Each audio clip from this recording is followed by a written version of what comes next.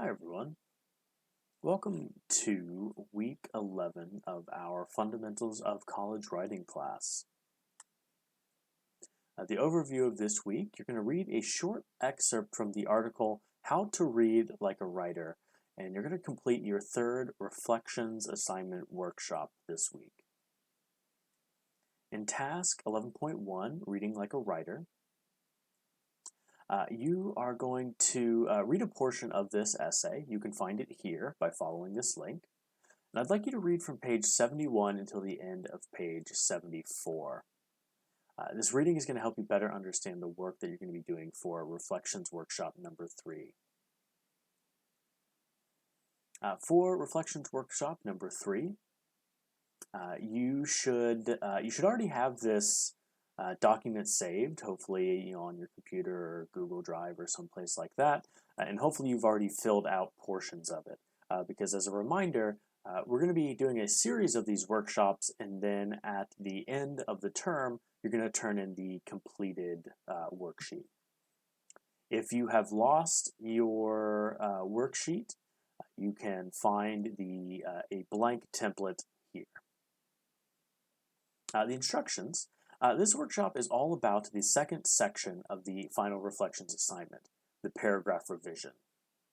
In workshop number 2, you copy and pasted a short paragraph from either Writing Project 1 or Writing Project 2 into this section of the Reflections assignment template. This workshop has 2 steps.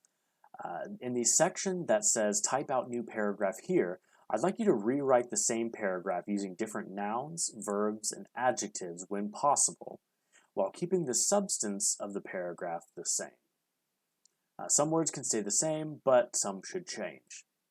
And I have a very short version here to kind of demonstrate what I'm saying.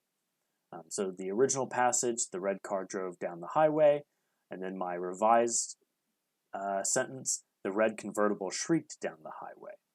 The idea here is to keep the same meaning of the paragraph, but use different words to express the meaning. Number 2, in the right reflection paragraph about the differences here, I want you to write about the changes you've made to your original paragraph. As Mike Bunn, the author of this essay, How to Read Like a Writer, as he says, writing is a word-by-word, sentence-by-sentence process. All writing consists of a series of choices. So what I'd like you to do is reflect on the word choice, grammar choices, and tonal choices that you made while writing the original. What does the experience of writing the new version allow you to understand about the choices that you made when composing the original version? Does composing a new version reveal any room for improvement in your writing that you would like to address going forward in your writing life? You don't have to write about every change that you made, but I'd like you to isolate and describe the most significant changes between these 2 paragraphs, and make sure that your paragraph is 200 words. So as a recap, you should have a paragraph that you wrote last time, and you're now going to put that in different words. You're going to try to rewrite it, changing, nouns, verbs, maybe the structure of the sentence, and then you're going to explain those changes. What are the differences between the 2 paragraphs? Why did you change the things that you did? And what kind of impact are those changes having on the paragraph? So here's an example. As I wrote the new version of this sentence here, I realized that the original used neutral language. I wanted to add additional sensory imagery. Naming the car type, convertible, adds specificity and suggests that the driver is fashionable and maybe even rich. Driving is a neutral verb, but shrieking indicates a high speed and an accompanying noise, as if the reader can hear the car in motion. Every car drives. There are many red cars. The changes I made single out the car's uniqueness in the story in Writing Project 1. So that's kind of an example of what I'm looking for here. In this little paragraph, I talked about the differences, I talked about the changes that I made, and what kind of effect those changes are having.